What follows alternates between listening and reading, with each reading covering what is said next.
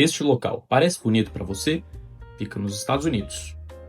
Se não, e se eu te disser que fica no Japão? E agora, melhorou? Pois bem, tem um fenômeno na internet que tem sido nomeado de efeito Japão. Se você mostrar uma paisagem comum e dizer que ela fica no Japão, muitas pessoas passam a julgá-la como mais bonita, mais pacífica, mais interessante do que fariam sem essa informação. Dá pra dizer que esse é um efeito psicológico? Vamos falar sobre isso. Temos que começar do começo para explicar o efeito Japão. O Império do Sol Nascente. O Japão sempre foi uma nação simples e não demonstrava muito interesse em se modernizar. Enquanto outros países se desenvolviam frente às inovações tecnológicas trazidas pelo fenômeno da Revolução Industrial, o Japão não se industrializou, que se deve principalmente à sua política de isolamento. Em 1853, os Estados Unidos atracaram no porto japonês e forçou a nação a abrir a sua economia. Assim, a industrialização começou e eles correram atrás da diferença abismal de tecnologia que perceberam que tinham em relação ao resto do mundo. E então, começaram a colonizar em larga escala os países orientais, escravizando e explorando inúmeros povos. Para concluir esse momento sombrio da história deles, eles entram na Segunda Guerra Mundial e são alvos das primeiras, e únicas até hoje, bombas nucleares utilizadas militarmente. Ao fim da guerra, de 40% a 60% do território urbano do país foi completamente destruído. Assim, a única opção que o Japão tinha era de se reerguer após a humilhante derrota. E é aqui que o nosso tema começa de verdade. Soft Power. Você já deve ter ouvido falar desse termo em algum lugar. O criador dele é Joseph Nye, em uma publicação do mesmo título, Soft Power. O que significa é basicamente a nova forma de poder que um país pode exercer na nova ordem mundial. Ou seja, antes a força de um país era medido pelo quanto ele conseguia se defender ou atacar militarmente. Com a nova ordem mundial, essa noção de poder foi alterada também para a influência cultural.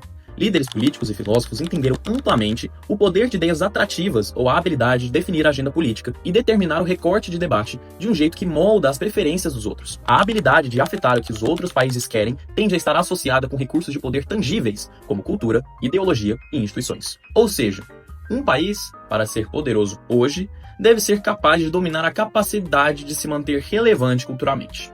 Quer exemplos?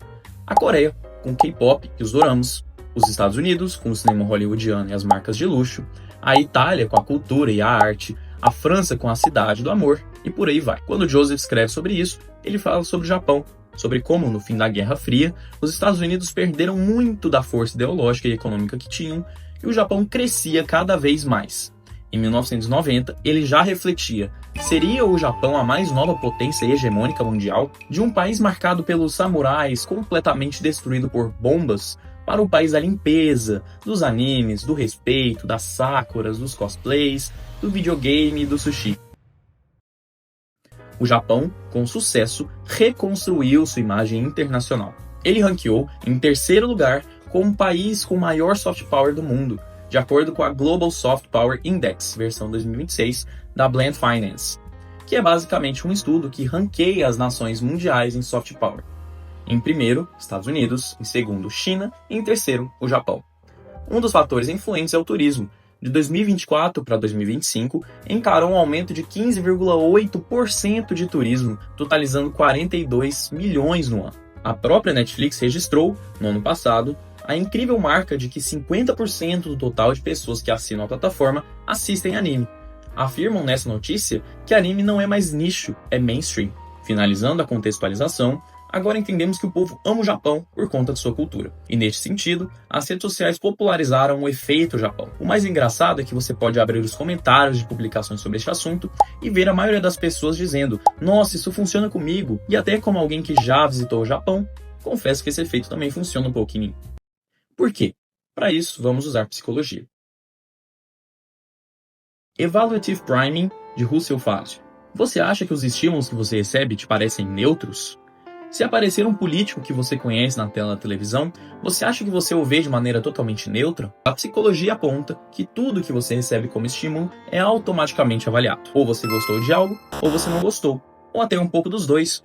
O que importa aqui para nós, neste conceito, é que você fará uma avaliação de tudo que você recebe, mesmo que você não perceba. E essas avaliações que você construiu serão armazenadas na sua cabeça. Pense que em todas as vezes na vida que te apresentaram algo sobre o Japão, você gerou uma avaliação positiva ou negativa, E o mesmo acontecerá quando alguém te apresentar a paisagem japonesa. Quando você provou sushi, você gostou ou não gostou, e você armazena a ideia do sushi juntamente com o fato de ter gostado ou não.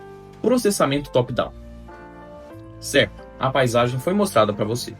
Como será feita a avaliação da imagem? Por meio desse mecanismo, que é como a psicologia aponta que interpretamos estímulos. A mente constrói uma espécie de filtro com todas as avaliações que você já fez acerca de determinado estímulo. No nosso exemplo, se você avaliou os objetos relacionados ao Japão de maneira majoritariamente positiva, é provável que a paisagem apresentada seja também positiva. Dá para dar outros exemplos mais próximos do cotidiano. Se aparecer um político que você odeia na televisão, é mais provável que você discorde das opiniões dele, mesmo que ele nem tenha começado a falar, ou que diga algo com o qual você concorda. Ou então, se você já tiver sido mordida por um pitbull e ver a foto de um, é mais provável que você desgoste da imagem do que uma pessoa que conhece um pitbull amável e tranquilo. O que você tem que lembrar é, nenhuma imagem é neutra, porque ela sempre passa por este filtro de avaliações pessoais. E é exatamente aqui que o soft power japonês brilha. Se nada é neutro e o mundo inteiro fala sobre o Japão como se fosse o melhor lugar do mundo, você já deve imaginar que tipo de filtro está sendo formado. Efeito halo. Por fim, existe um último efeito importantíssimo, que é o efeito halo. Basicamente, se temos avaliações predominantemente positivas sobre algo, podemos passar a inferir avaliações positivas sobre temas sobre os quais nem temos informação. É um viés cognitivo que faz com que uma opinião sua infecte as outras, tanto positivo quanto negativamente. Pense em uma pessoa que você acha atraente na sua sala ou no seu trabalho, com quem você nunca nem mesmo conversou. A tendência é que você também a ache simpática e inteligente, mesmo sem nunca ter conversado com ela para confirmar. Alguém bonito pode muito bem ser traiçoeiro, mas é como se a característica atraente infectasse positivamente todas as outras características. E para nós isso importa muito, porque você verá mais do que está sendo mostrado pela paisagem japonesa. Pode estar sendo mostrado uma montanha japonesa, mas você ativará que lá as pessoas são muito educadas, não deve ter lixo na rua, há templos, é extremamente seguro. Então deixa de ser apenas sobre o que está na foto e passa a ser sobre características que foram infectadas pelo fato de ser uma paisagem bonita e japonesa. Agora, se a mesma imagem for atribuída a outro país não tão bem quisto pelo imaginário popular, as pessoas podem desgostar ou ficarem indiferentes à imagem, porque o viés a faz imaginar que o local da imagem é desagradável ou sem graça. Quem usa muito esse efeito aqui é a publicidade e o marketing.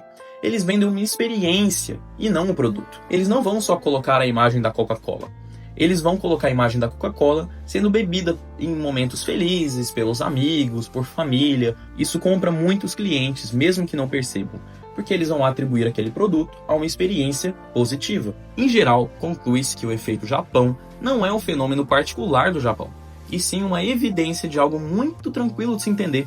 A sua opinião acerca de algo é fortemente influenciado por como esse algo é apresentado ao seu redor. O Japão não é amado apenas pelo que ele verdadeiramente é, mas pelo que dizem que ele é. Se você gostou do vídeo, tem alguns outros no canal que misturam cultura com psicologia. Meu nome é Vinícius e fiquem bem.